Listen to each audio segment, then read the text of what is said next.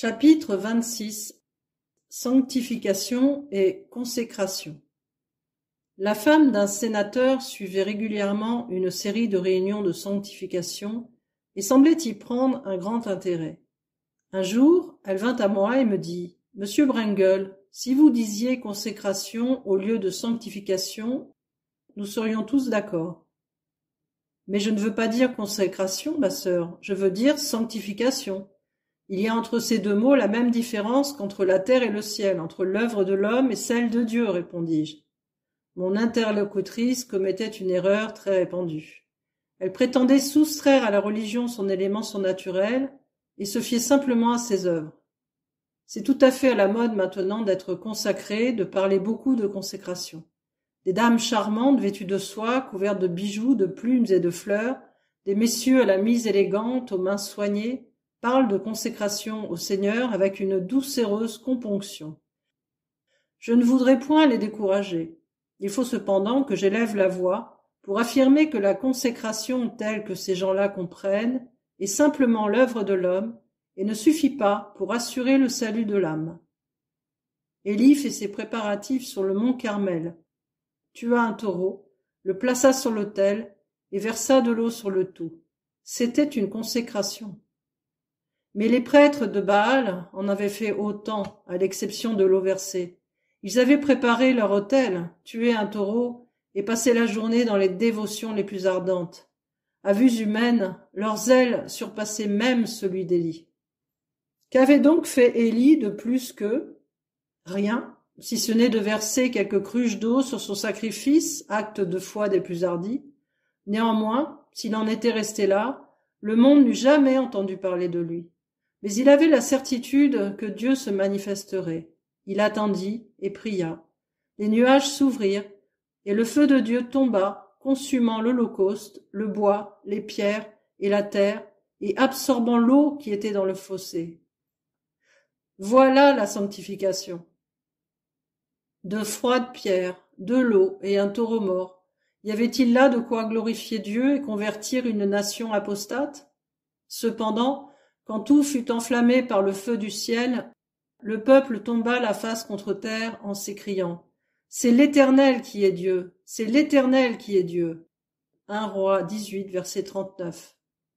Que sont les plus grands dons, l'éloquence et une soi-disant consécration pour sauver le monde et glorifier Dieu? Et quand je distribuerai tous mes biens pour la nourriture des pauvres, quand je livrerai même mon corps pour être brûlé, si je n'ai pas la charité, cela ne me sert de rien. 1 Corinthiens 13, verset 3. C'est Dieu en l'homme qui rend celui-ci capable de le glorifier et de travailler avec lui au salut du monde. Il faut à Dieu des hommes sanctifiés. Ils doivent, bien entendu, se consacrer eux-mêmes à Dieu en vue de la sanctification. Leur part, c'est de lui livrer sans aucune réserve leur être tout entier. Mémoire, pensée, volonté, langue, pieds, mains, réputation auprès des pécheurs et auprès des croyants, doutes et craintes, antipathie et sympathie, et jusqu'à leur tendance à récriminer, à se plaindre ou à murmurer quand Dieu éprouve leur consécration. Ces conditions, une fois réalisées, ils devront attendre la manifestation divine, tout comme Élie qui, son offrande déposée sur l'autel, se tint à l'écart pour laisser Dieu agir. Ils crieront à lui avec une foi humble, bien que hardie et persévérante, jusqu'à ce qu'il accorde le baptême de Saint-Esprit et de feu. Il l'a promis, ne le fera-t-il pas? Mais que ses enfants sachent lui faire confiance. Prier, persévérer dans la foi, demeurer dans l'attente si la bénédiction tarde. Un soldat sortant d'une de nos réunions rentra chez lui, tomba à genoux, disant « Éternel, je ne me relèverai point que tu ne m'aies baptisé du Saint-Esprit. » Cet homme résolu pour qui Dieu comptait plus que tout reçut sur-le-champ le baptême du Saint-Esprit. Un capitaine et un lieutenant de ma connaissance, trouvant que la vision tardait, l'attendirent et consacrèrent durant 3 semaines tout leur temps disponible à supplier Dieu de les remplir de son esprit. Ils ne se découragèrent point, mais s'attendirent désespérément à Dieu, décidés à ne pas le laisser aller qu'ils n'eussent obtenu le désir de leur cœur. Quelque temps après, je revis le lieutenant, et fut confondu des merveilles de la grâce de Dieu en lui. L'esprit des prophètes était descendu sur lui. La foi peut librement mettre à sac le ciel tout entier, dit un de mes amis. Oh, qu'il est bon d'espérer ainsi en Dieu. Il est plus aisé de se plonger follement dans telle ou telle entreprise, de consumer ses forces et sa vie dans un travail sans joie et relativement vain, que de s'attendre à Dieu dans une foi patiente et ferme, jusqu'à ce qu'il accorde la toute puissance du Saint-Esprit.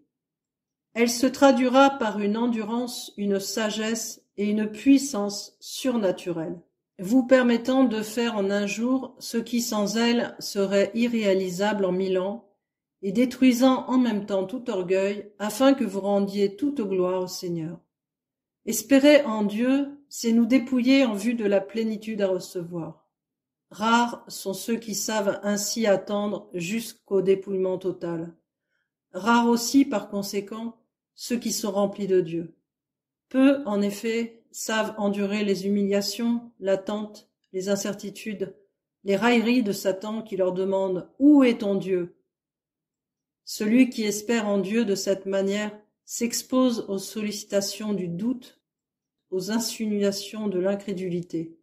C'est d'ailleurs pourquoi il y a si peu de chrétiens qui sont parvenus à l'état d'homme fait en Christ et constituent des colonnes dans le temple de Dieu.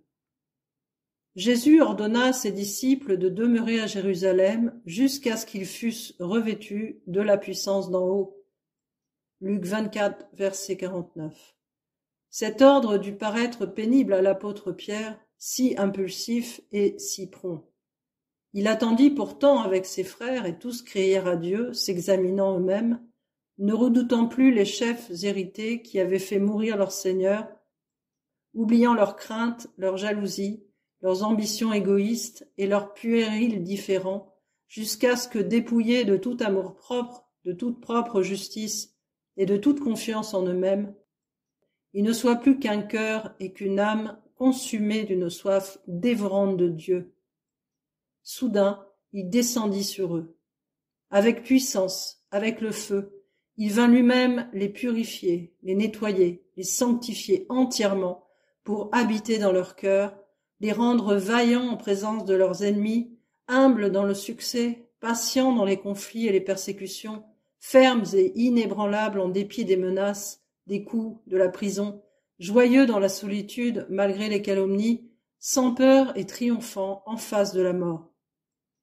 Dieu leur donna la sagesse pour gagner des âmes et les remplit de l'esprit de leur maître, si bien que, pauvres et humbles comme ils l'étaient, ils bouleversaient le monde et ne s'en attribuèrent aucune gloire. Ainsi, la sanctification consiste non seulement à donner, mais encore à recevoir. Nous sommes par conséquent aussi bien soumises à l'obligation solennelle de recevoir le Saint-Esprit et d'en être remplis, que de nous donner à Dieu. Mais si nous n'en sommes pas remplis dès le début, gardons-nous de penser qu'il n'est pas pour nous. N'allons surtout pas nous croiser les bras et sous prétexte d'humilité et d'incrédulité, cesser de supplier Dieu. Crions d'autant plus fort, au contraire, sondons d'autant mieux les Écritures pour trouver lumière et vérité. Examinons-nous et humilions-nous. Prenons le parti de Dieu contre l'incrédulité, contre le diable et contre notre propre cœur. Ne nous relâchons point que nous n'ayons obtenu par violence le royaume des cieux. Matthieu 11, verset 12. Et entendu sa parole. Ta foi est grande, qu'il te soit fait comme tu veux. Matthieu 15, verset 28. Dieu aime à être contraint. Il désire être contraint. Il veut l'être par la prière persévérante et la foi de ses enfants. Comme le prophète s'indigna contre le roi qui lança 3 flèches au lieu de 6, ou même davantage, le Seigneur doit souvent être affligé, désappointé et irrité contre nous, parce que nous limitons trop nos demandes, parce que nous nous laissons trop souvent détourner de lui, sans recevoir la bénédiction que nous prétendons désirer, et parce que nous nous contentons de si peu, quand c'est le consolateur lui-même qu'il nous faut. La Cananéenne qui vint à Jésus pour le prier de délivrer sa fille du démon nous est offert en exemple et ferait rougir la plupart des chrétiens par la hardiesse et la persistance de sa foi. Elle ne voulut pas s'éloigner sans la bénédiction qu'elle était venue chercher. Jésus d'abord ne lui répondit pas un mot. Il le fait encore aujourd'hui fréquemment à notre égard. Nous prions et ne recevons pas de réponse. Dieu reste silencieux. Puis il la repoussa en élaguant qu'il n'était point venu pour ceux de sa race, mais pour les brebis perdues de la maison d'Israël. C'eût été assez de ces paroles pour faire de la plupart de ceux qui vivent au XXe siècle des sceptiques blasphémateurs. Chez cette femme, la foi désespérée devint sublime. Pourtant, Jésus semblait ajouter l'insulte à l'injure. Il n'est pas bien de prendre le pain des enfants et de le jeter aux petits chiens. La foi eut alors la victoire et contraignit le Christ par sa réponse. « Oui, Seigneur, dit-elle, mais les petits chiens mangent les miettes qui tombent de la table de leur maître. » Cette femme était prête à prendre la place du chien et à recevoir la portion. Jésus, saisi d'étonnement devant sa foi, lui répondit. « Femme, ta foi est grande, qu'il te soit fait comme tu veux. » Voyez Matthieu 15, versets 21 à 28. Jésus avait dès le commencement l'intention de la bénir si elle persévérait, et c'est ainsi qu'il vous bénira, vous aussi. Or, il existe deux classes de gens qui font profession de se consacrer à Dieu, mais en y regardant de plus près, on constate qu'ils se sont consacrés à un travail spécial plutôt qu'à Dieu lui-même. Ils occupent la place d'économe dans la maison de Dieu plutôt que celle d'épouse de son Fils. Gens d'ordinaire très occupés, ils ont peu d'inclination pour une communion réelle avec Jésus. On pourrait les appeler des chercheurs de plaisir. Le bonheur manifeste des chrétiens sanctifiés provient, leur semble-t-il, du fait que ceux-ci ont beaucoup agi et donné. Aussi se mettent-ils à les imiter, à agir et à donner, sans se douter du trésor infini qu'ont reçu ceux qui sont ainsi sanctifiés. Le secret de celui qui a dit « Dieu, ma joie et mon allégresse » Psaume 43, verset 4, et « L'Éternel est mon partage » Psaume 16, verset 5, leur reste caché. Ainsi ne trouvent-ils jamais Dieu. Ils cherchent le bonheur, mais non la sainteté. Ils veulent à peine admettre leur besoin de sainteté, déclarant qu'ils ont toujours fait le bien. Or, ceux-là seuls trouvent Dieu qui recherche la sainteté, reconnaissant la profonde dépravation et les besoins de leur cœur. Heureux ceux qui ont faim et soif de la justice, car ils seront rassasiés. Matthieu 5, verset 6. Les gens de cette catégorie sont d'ordinaire de bons vivants, mangeant avec appétit, très sociables, toujours vêtus à la dernière mode, des épicuriens religieux. La seconde classe comprend ceux qu'on peut, à juste titre, dénommer amateurs de souffrance. Ils cherchent toujours à faire quelque chose de difficile et croient qu'il est bon d'être perpétuellement à la torture. Semblables aux prêtres de Baal, ils s'infligent des blessures, non pas, il est vrai, à leur corps, mais à leurs âmes et à leurs esprits. Ils donnent leurs biens pour nourrir les pauvres, leur corps pour être brûlé, et cependant, cela ne sert à rien. 1 Corinthiens 13, verset 3. Leur service ressemble à un esclavage. Ce n'est pas la joie qu'ils recherchent, mais la souffrance. Ils jugent de leur état devant Dieu, non après la joie produite en eux par la présence du Consolateur, qui rend le joug aisé et le fardeau léger, mais selon la souffrance qu'ils sont prêts à endurer ou qu'ils ont déjà endurée. Ils ne se sentent pas heureux et doutent de leur salut s'ils n'accomplissent pas quelques sacrifices qui produisent un tourment intérieur. Ils sont morts de 1000 morts et ne sont pas cependant morts à eux-mêmes. Leur religion ne consiste point en justice, en paix et joie par le Saint-Esprit, Romains 14, verset 17, mais plutôt en effort de volonté et en acte de souffrance. Ces chrétiens-là ne font pas en réalité de plus grands sacrifices que ceux qui sont sanctifiés. Seulement, ils en parlent davantage. N'étant pas morts spirituellement, ils souffrent d'avoir à se soumettre à Dieu et l'obéissance leur pèse. Leurs épreuves ne surpassent pas non plus celles des chrétiens sanctifiés, mais elles sont d'une nature différente et procèdent d'une autre source. Ils éprouvent de la tristesse en raison des sacrifices qu'ils ont à faire. L'homme sanctifié les considère comme une joie pour l'amour de Jésus, tout en souffrant lui aussi, car les tristesses et les malheurs de ce monde pèsent sur son cœur et, sans les consolations et le secours de son Sauveur, son cœur se briserait parfois.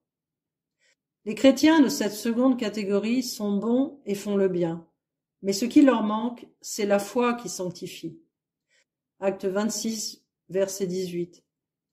Cette foi qui, par l'opération du Saint-Esprit, les fera mourir à eux-mêmes, s'évader définitivement de leurs misérables conditions et recevoir joie et paix dans leur cœur lassé.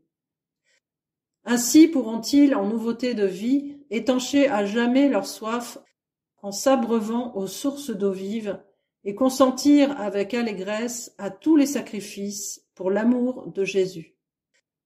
C'est donc la sanctification qui nous est nécessaire, que Dieu veut nous accorder, et vers laquelle le Saint-Esprit nous presse. C'est une sorte de foi infantine qui reçoit tout ce que Dieu veut donner. Un amour parfait qui joyeusement rend à Dieu tout ce qu'il a reçu de lui, qui préserve l'âme d'une part de la paresse et de la langueur de l'Église de Laodicée et de l'autre, du froid esclavage pharisaïque, une foi qui donne paix intérieure, vie spirituelle joyeuse et abondante. L'âme qui possède cette foi est toujours vigilante. Elle ne se laisse ni enorgueillir par le succès, ni abattre par les déceptions. Elle cesse de se mesurer ou de se comparer aux autres. Elle regarde à Jésus et espère en lui pour qu'il réalise pleinement en temps voulu toutes les grandes et précieuses promesses de son amour.